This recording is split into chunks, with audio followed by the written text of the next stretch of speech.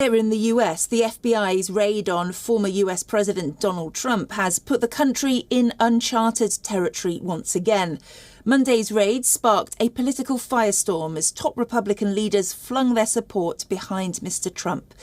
The FBI operation at Trump's Mar-a-Lago resort in Florida comes amid reports that he's considering running for the White House once again. Leading Republicans have rallied around their former president. Trump's former vice president, Mike Pence, who's also potentially a 2024 presidential candidate, said that the raid smacked of partisanship by the Justice Department. Kevin McCarthy, the House Minority Leader, threatened to investigate the Justice Department if his party wins control of the chamber next year. We now find that justice in America is not equal. It's determined upon whether you want to go after a political person or not. And you go after your political foes, I think that's wrong. Republican Senator Lindsey Graham said that launching an investigation of a former president this close to an election is beyond problematic. What exactly the FBI was searching for and why is still unknown. But what is certain is that to obtain a search warrant, investigators would have had to show a judge that there was probable cause for a crime. They also had to prove that the evidence of that crime was located at Mar-a-Lago. While US media reported that the FBI conducted a search related to the potential mishandling of classified documents at the White House, Press Secretary Karine Jean-Pierre said that President Joe Biden was not informed about the raid in advance.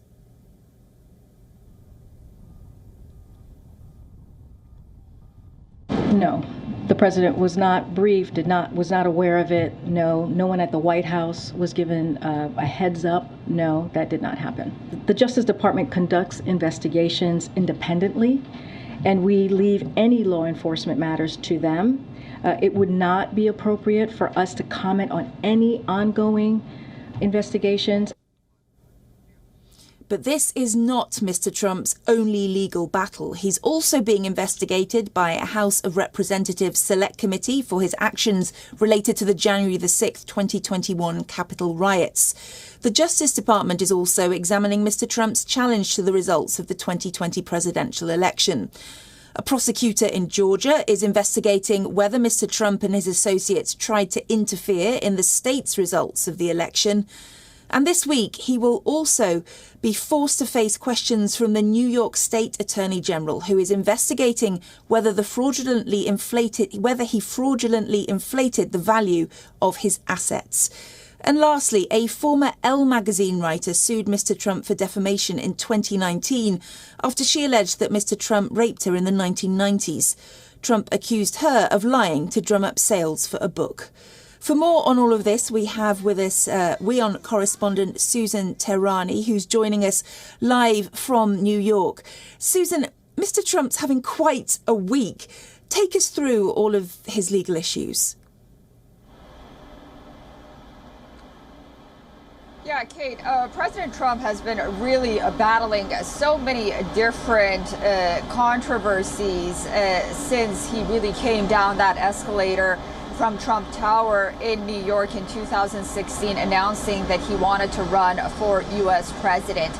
And here we are now, really on the heels of the former president, possibly announcing a run in 2024, and he's making headlines once again. You outlined perfectly all of the legal battles that he's facing right now, but what's interesting to note is that none of them have really led to any tangible conviction.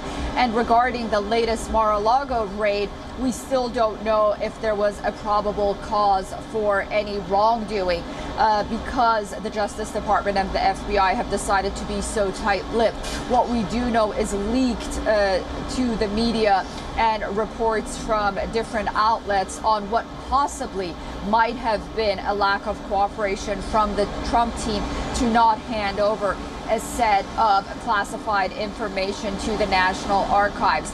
On the one hand, the Trump team and legal experts on both sides of the aisle say that these issues could have been handled through a simple subpoena. On the other hand, it seems that there might have been a probable cause and somehow negotiations between Donald Trump and the Justice Department sometime in June of this year fell through. That's why the Justice Department and the FBI felt that it was necessary for them to carry out this raid.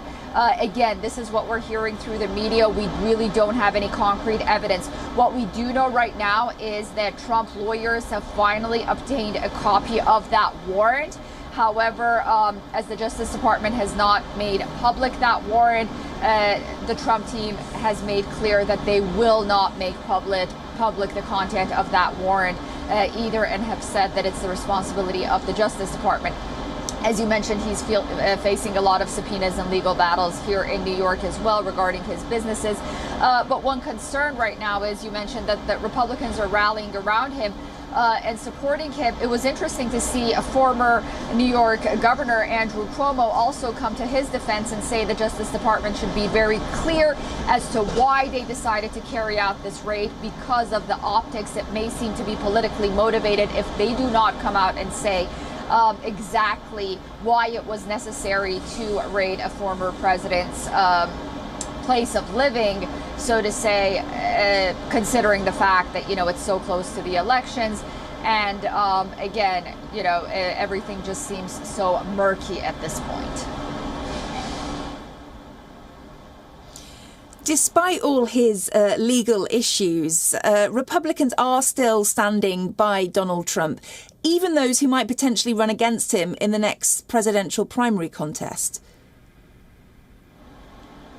Right, and one of the reasons for that is because of the manner in which the Justice Department and the FBI have carried out not only this raid, but because, again, poll after poll, we've seen that confidence in institutions like the FBI have really fallen among the American public, not only because perhaps many believe that this regarding Donald Trump may be politically motivated. We don't know if it is or not on the one hand, but then, just a few months back, we had the issue with former FBI Director James Comey, who came out and had that story about the Russia collusion story, which wasn't true with President Trump.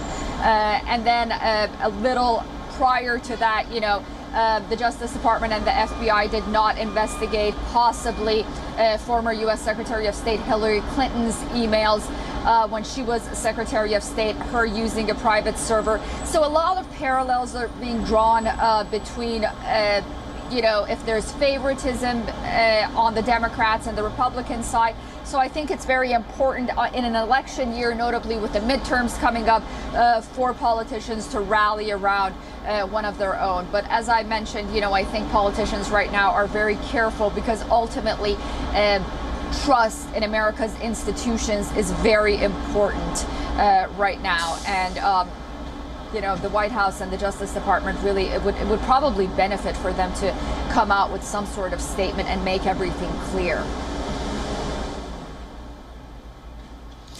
Susan Tehrani in New York, thank you so much for that update.